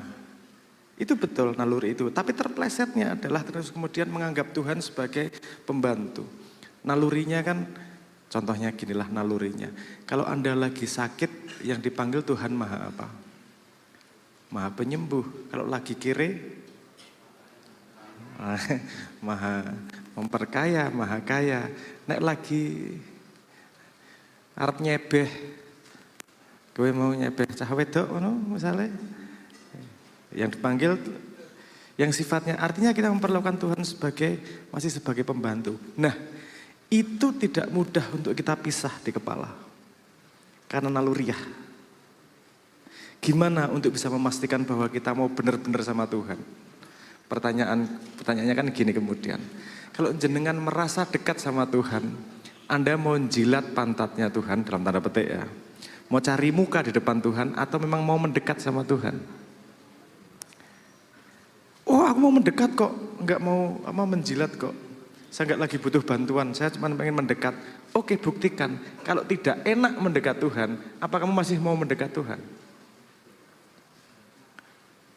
Artinya kalau yang dicari kemudahan mendekat Tuhan, nggak salah. Tapi sama Tuhan mesti dites, ditantang. Oh, kue nyedak aku bukan karena kesadaranmu terhadap Maha, tapi butuh rewang. Nah aku rada di rewangmu piye? Bisa gelem nyedak aku po? Sebenarnya itu kemesraan yang luar biasa. Daripada Anda dilulu, dimomong. Woi, kue pengen penak nyoh, penak. Suwe-suwe terjerumus nanti. Karena untuk Tuhan mengupgrade manusia, itu perlu disadarkan, betul nggak? Dan semua jenis peningkatan kesadaran itu gak enak. Semua belajar itu gak enak. Contoh paling sederhana, lihat komen YouTube. Kalau dia udah mulai ngomong apa toh, marahi mumet, sing gampang-gampang wae toh. Dia dikasih kesempatan belajar, tapi gak mau. Loh, mumet itu tanda bahwa kamu tidak tahu sesuatu sehingga perlu belajar. Nek memilih tidak belajar malah milih ngunekke ya rugimu dhewe kan gitu. Nah, artinya memang tidak mudah untuk melihat apa yang di dalam diri itu. Sama sekali tidak mudah. Sudah diamsalkan dengan luar biasa gamblangnya. Anda melihat hidung Anda sendiri atau kuping Anda sendiri itu butuh cermin. Gimana yang di dalam? Cerminnya apa? Cerminnya kan perilaku, dunia bercermin kepada kita. Karena yang kamu lihat di dunia, itu sebenarnya yang terpancar dari diri. Orang yang paling gampang dibohongi itu orang yang gimana? Orang yang tidak punya pikiran buruk.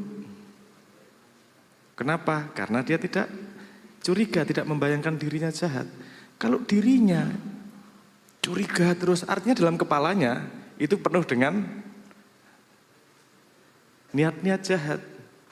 Nek wong sing nuduh terus, kayak paling koruptor, kayak paling penjahat. Memang dia membayangkan dirinya kalau di situ pasti jadi penjahat. Bukan berarti tuduhannya salah ya. Bisa jadi benar. Tapi kalau naluri pertamanya keluar itu artinya cermin terhadap diri. Banyak sekali kalimatnya Abu Bakar, Kanjeng Nabi yang mau ngajak kita untuk bercermin kepada diri. Kadang-kadang kita tidak mampu bercermin, butuh dibantu. Bantunya gimana? Dibuat sebuah situasi di mana kamu berpikir. Itu tadi adalah langkah pertama dari cermin.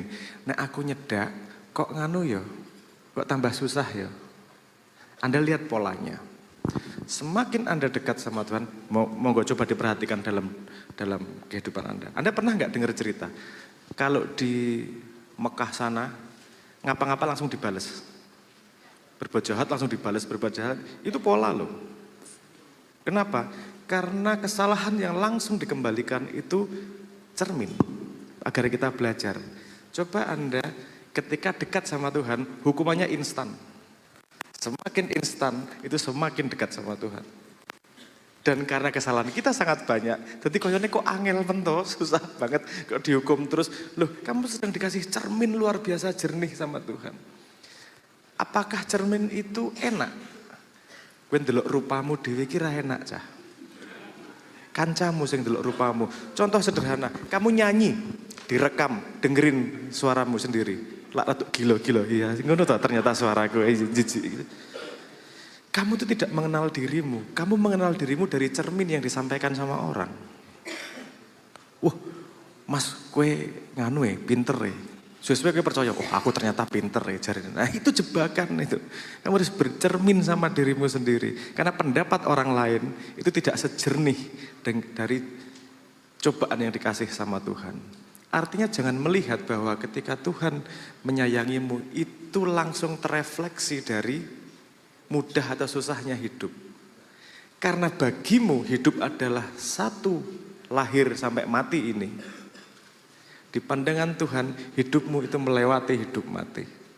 Jadi yang penting untukmu di mata Tuhan itu adalah kedewasaan dari nyawamu. dari rohmu, gampangnya gitu. Nyawa ya salah, ngomong roh ya engko rada ora tepat. Tapi intinya kedewasaan yang hidup selamanya itu. Bagi kita, sing penting kan wadak, engko mati kok.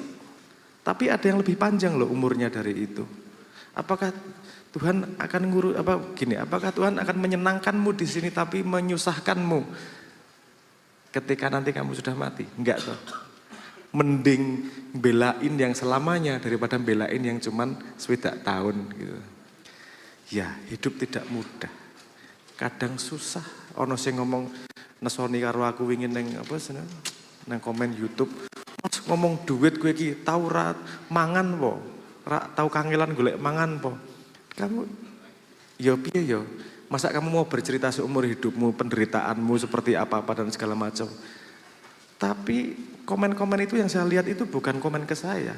Yang saya lihat adalah bagaimana dia harusnya bercermin dari komen-komen tersebut.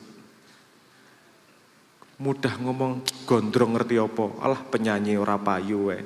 Tok pikir aku loro ati, tak blok selesai nek aku mangkel. Kowe ora ngeganggu uripku, apa kowe ora nguripi aku kok. Gak ada hubungannya sama aku.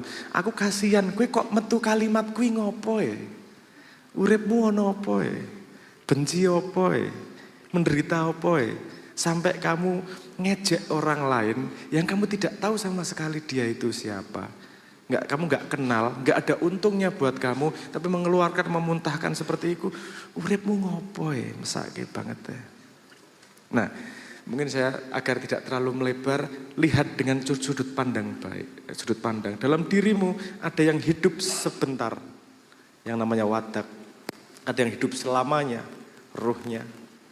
Ada yang hidup lebih panjang, tapi tidak selamanya seperti ruh. Selamanya dalam tanda petik ya. Lebih panjang, yaitu, apa ya sebutannya, apa istilahnya? Warisan perilakumu. Nanti ketika kamu mati akan diingat orang sebagai apa? Itu kamu hidup lebih lama, betul nggak? Misalnya kamu membuat sebuah patung, oh hidup namamu bisa lebih lama daripada umurmu. Oh sing gawe patung kayak Pak Kae. Memproklamasikan Indonesia sampai sekarang didengarkan. Kanjeng Nabi menurutmu apakah tidak ada? Masih ada. Sehingga saya tadi itu, kita semua adalah refleksi dari Kanjeng Nabi. Sisi apa tapi? Kanjeng Nabi yang penuh cinta, kita bisa melihat si A. Kanjeng Nabi yang murah senyum, kita lihat dari si B misalnya. Kanjeng Nabi apa? Jadi ini wong-wong sing nang YouTube tak nganu sih, apa sih tak kayak pager sih. Karena ini nanti digoreng nih. Ketika beliau tadi ngomong, saya melihat Cak Nun sebagai Kanjeng Nabi Muhammad. Wah digoreng, wah pengkultusan. Ini wah mesti ngono kuwi cangkeme arek-arek iki. Wis sing benci karo Simbah, sing benci sama Mak Iyah, itu menggunakan itu pasti, dan itu desa tak disiki mangkakno. Desa caramu ngono kuwi. Karena maksudnya tidak seperti itu. Apa njuk segoblok kuwi wong ki njuk ke Kanjeng Nabi ngono enggak. Yang dia rasakan adalah spirit Kanjeng Nabi yang dia kangeni. Cintanya, menerima semua orangnya. Dan saya pikir tidak hanya Simbah yang bisa merefleksinya Kanjeng Nabi. Semua yang mengaku Islam seharusnya malu kalau tidak merefleksikan apa Kanjeng Nabi ajarkan. Ngaku Islam juk korupsi kowe. Ngaku Islam juk menindas kowe, juk ngapusi kowe. Apa yang kau refleksikan dari Kanjeng Nabi? Bukan itu sama sekali. Jadi menurut aku pengen mengcounter itu dulu saat durung digoreng. Jadi aku nek ana sing goreng, omonganku iso go counter sing goreng kowe mau. Coba Indonesia iki apa digoreng saiki. Dan medeni AI saiki. Allah, engko aku sing digawe cangkemku ngopo. Nano banana engko sabrang digawe ngene. Tolong buatkan dia ciuman sama laki-laki matane. Baru disebar dengan cewek ini ya Allah, mitnah ki enak gampang banget saiki. Bahaya. Apa yang bisa menyelamatkan kita dari keadaan seperti ini? Adab, akhlak. Wes nek ra iso percaya karo dunia internet, percaya dengan saudara-saudaramu di sekitarmu yang kamu kenal. Paling enggak punya itu daripada enggak punya apa-apa. Kalau duniamu nomor 1 adalah di online, siap-siap stres bentar lagi. balikin, dunia utamamu adalah di dunia nyata. Sopo sedulurmu, sopo tanggamu, sopo sing kowe percaya. Karena setahun 2 tahun lagi, nggak lama lagi, dunia online semakin chaos. Semakin banyak orang bisa ngarang pakai AI, semakin mudah itu nanti semakin chaos. Fitnahnya ya Allah. Kayak kemarin sampai ada perampokan di rumahnya hanya karena AI. Dan kok orang melihat ini sebagai sesuatu yang sangat berbahaya sih. Iki aku bahas kuwi sorong jam kuwi betapa kita dalam keadaan bahaya nih. Bukan urusan ekonomi, ya itu masalah. Bukan hanya urusan ekonomi. Perang kan geser ya. Sorry ya, saya agak melebar sedikit. Perang kan geser. Tahun 1945 sebelumnya, itu perang itu pakai fisik. Sopo sing iso nembak paling akeh, sopo wonge paling akeh menang. 1945 perang fisik mulai dikurangi, hampir tidak pernah terjadi. Kenapa? Karena adanya nuklir. Dengan adanya nuklir, kalau perang fisik ada yang namanya MAD, Mutually Assured Destruction. Nek podo-podo perang go nuklir sing mati ora mung siji, kabeh sak donya melu mati. Sehingga perang fisik mulai turun, gantilah ke perang ekonomi. Ketika sampai sekitar 2000-an, perang ekonomi sampai ekonomi connected semua berhubungan. Terjadi hal yang sama. Kalau satu mati, semuanya ikut mati. Akhirnya perang bergeser ke modern ini. Perangnya apa? Perang persepsi. Gak perlu pakai ekonomi, gak perlu pakai fisik. Kalau aku bisa ngatur persepsimu, aku bisa ngatur perilakumu. Makyah ini mbuh simbah faham matora atau memang melihat ke masa depan. Makyah ini salah satu kuncinya adalah menjaga kedaulatan diri. Dan pada perang persepsi itu yang paling penting. Jaga kedaulatanmu. Saya video ini rung metu ketok tapi saya ditanyain di video, kalau anak muda zaman sekarang gimana perangnya? Berjuangnya gimana? Udah nggak angkat senjata, ekonomi yo kere, piye? Karena perang neng endi kan gitu. Lihat perangnya adalah perang persepsi, bener nggak? Gimana cara perang persepsi? Gunakan tombol blok. Ono buzzer blok, ono blok, wes selesai. Itu perangnya. Jangan biarkan orang lain merusak persepsimu. Opo to ngeblok kowe ora kenal kok. Orang dia dengan mudah cangkeme ngelek-elek kowe kok. Blok kae wis ora penting. Dalam hidupmu kamu gak butuh segitu banyak orang. Ada penelitian yang mengatakan seumur hidup manusia maksimal hanya 150 orang teman dekatnya. Maksimal. Seumur hidup kowe ora butuh akeh-akeh. Kamu lebih baik punya 10 saudara yang dipercaya daripada 1 juta follower yang tidak peduli sama kehidupanmu. Blok, forget.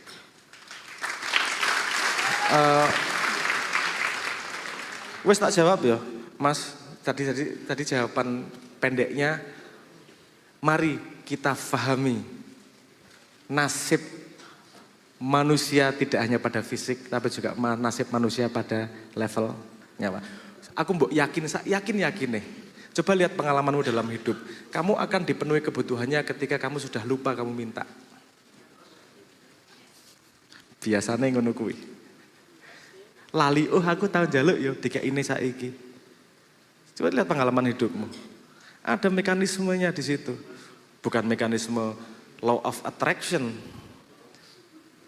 Aku bisa jelaskan mekaniknya itu, apa law of attraction seperti apa. Tapi kalau yang nggak perlu belajar, kita lihat aja dari pola itu bahwa nek gue pengen mudah hidupmu. Karena gini, jangan bertransaksi sama Tuhan. Saya tidak setuju itu bertransaksi sama Tuhan. Aku nyedak kok malah dipersusah. Maksud transaksi karo Tuhan? Enggak. Lebih enak cara berpikirnya membuat Tuhan terharu. Aku nyedak susah, susah, tambah susah. Nek aku nyedak lu karo kowe, tambah susah, lho. Kalau Tuhan tega sampai kemudian membunuhmu, pasti masuk surga. Sing mateni Gusti Allah lho. Suwe-suwe kan ya Tuhan ya terharu. Rasa Tuhan weh, kowe cah cilik ngemis bendina teko suwe-suwe lak ya ora tega to. Suwe-suwe walah cah iki wis tak siksa kaya ngono kok tetep apa jenenge kuat wae. Tak kei kowe mbiyen tau njaluk ngono ya. Jaluk motor, nyah tak kei tiba-tiba. Misalnya seperti itu. Artinya itu dalam tanda petik itu interaksi yang lebih indah karena tidak transaksional tapi dari sayang ke sayang. Makanya dari dulu kita ngomong ojo ngerasa iso transaksi karo Gusti Allah. Ojo ngerasa kowe transaksi sama badanmu sendiri aja nggak bisa. Aku mesti nguyuh jam 7 ngono wae ra iso kok. Sama Tuhan jangan transaksi. Lakukan sebaik mungkin yang bisa kita lakukan. Semoga Tuhan terharu. Yang kita cari hanya terharunya Tuhan. Kan gitu. Yang kedua aku orang ngerti. Sudah begitu lama tentu jenengan mungkin lebih paham simbah daripada saya. Mungkin. Jenengan udah share seperti itu luar biasa. Saya juga ikut belajar waktu padang bulanan di sini masih kecil saya waktu itu masih kafir paling yo. Apa-apa ora ngerti kan. Masih jahiliyah apa-apa gak paham aku. Masih beling-belingnya itu dan simbah tahu umur saya waktu itu jan beling-beling era karuan ngelawan terus karo simbah. Ora dan ya memang kan berkali-kali saya bilang bahwa saya adalah salah satu jalan simbah menuju Tuhan, menuju surga. Karena menjadi cobaan terberat dalam hidupnya. Tapi alhamdulillah akhirnya saya tidak merasa sekarang lebih baik, tapi saya merasa sekarang lebih paham apa yang dilakukan simbah daripada 10 tahun yang lalu. Dan saya bisa berdiri di bendera yang sama. Karena beberapa puluh tahun yang lalu, umurku wis tuwa cok. Tapi beberapa puluh tahun yang lalu saya tidak bisa berdiri di bendera yang simbah bawa. Karena saya nggak paham, ngopo ini kue. Dan kalimat simbah sederhana, Melayu wo. Melayu wo, rasah terus ke aku, Melayu wo. Nasib nasab kira iso digati brang. 10 tahun kemudian saya bilang iya ra iso ya aku bali ngekek deh. Kandhani yo nunggu 10 tahun jarene. Ya begitulah. Ini perjalanan. Apakah dengan perjalanan itu hidup saya jadi lebih enak? Enggak juga Mas, namanya pencarian kok. Jadi mohon ayo kita pahami bahwa kalau kita percaya bahwa Tuhan adalah kasih sayang, penyayang, kita tahu bahwa apapun yang Tuhan berikan kepada kita, bukan tahu, kita yakin bahwa apapun yang Tuhan berikan kepada kita adalah yang paling baik untuk kita. Yakin, tapi kemudian mencari tahu baiknya gimana ya. Yakin belum tentu tahu ya. Percaya belum tentu bersaksi. Yakin belum tentu tahu. Kita yakin Tuhan ngasih kita yang terbaik, tapi belum tahu. Kok aku digawe kesusahan ngono yang terbaik buat aku ki ngopo toh? Apa Tuhan? Ada kemungkinan kalau aku dikasih kekayaan justru aku akan lebih jahat. Ada kemungkinan. Kalau ada kemudahan mungkin aku jadi lupa sama Tuhan. Mungkin. Atau gimana nggak tahu. Tuhan tolong kasih tahu. Ada kesempatan untuk berinteraksi lagi dengan Tuhan. Sekali lagi saya tidak meremehkan apa yang Anda alami. Tentu tidak mudah menghadapi Tuhan yang memaksamu untuk bercermin. Semoga sukses menjalani cermin dan kesusahannya demi menggapai terharu dan kasih sayang Tuhan yang sedang menjaga.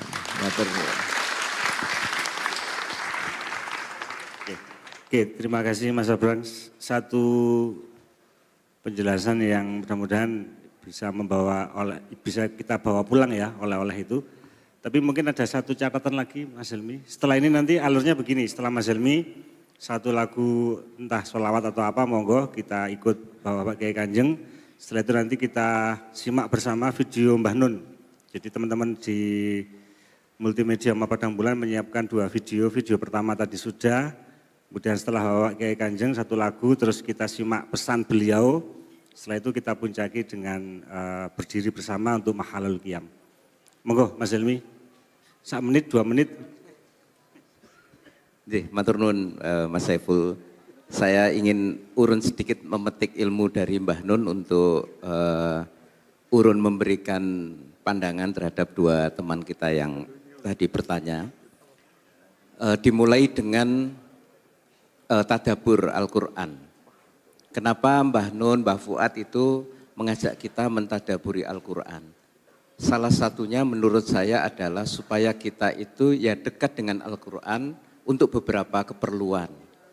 Misalnya begini, kalau kita ingin tahu diri kita, itu kadang kan kita bercermin, seperti kata Mas Abrang itu kepada orang lain misalnya. Saya tanya, Lek, menurut panjenengan saya itu kayak apa sih? Bisa juga seperti itu. Tetapi juga ada cara yang lain, kalau kita ingin tahu kecenderungan-kecenderungan kita sebagai manusia, itu referensinya itu adalah kitab suci Al-Quran. Karena di dalam Al-Quran itu, Allah memberikan gambaran tentang manusia itu secara lengkap, secara utuh. Di antaranya yang sering disampaikan Mbah Nun di dalam beberapa pengajian itu berkaitan dengan ujian yang ditanyakan tadi itu di dalam surat Al-Ankabut ayat 2 dan 10 Allah itu menggambarkan ahasiban nasu ayyutraku ayyakulu amanna wahum la yuftanun. Artinya, apakah manusia itu mengira bahwa mereka itu akan dibiarkan mengatakan, kami ini beriman loh kepada Allah, sedangkan mereka itu tidak diuji. Ini dawuhipun Allah. Jadi ujian itu sebenarnya kalau dalam bahasa Mbah Nun, dalam sinau bareng di Gresik berapa tahun yang lalu, supaya iman kita itu berkualitas, empiris, berbobot, dan keren. Pada ayat yang ke-10, wa minan nasi may yaqulu amanna billahi fa idza udiya fillahi ja'ala fitnatan nasi ka'adzabillah.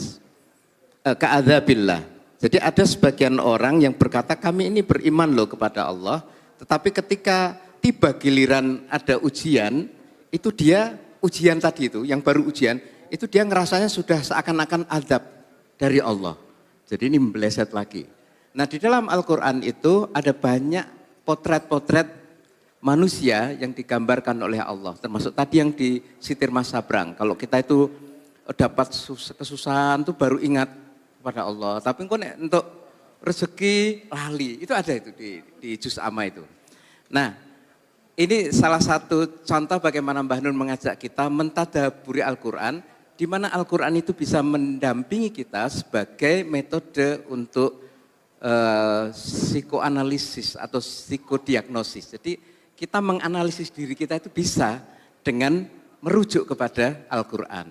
Jadi itu salah satu yang saya ingat betul ketika Mbah Nun membaca ayat tentang ujian ini, dan masih ada ayat-ayat yang lain. Kemudian tadi saya mentadaburi Al-Quran dengan membaca terjemahannya.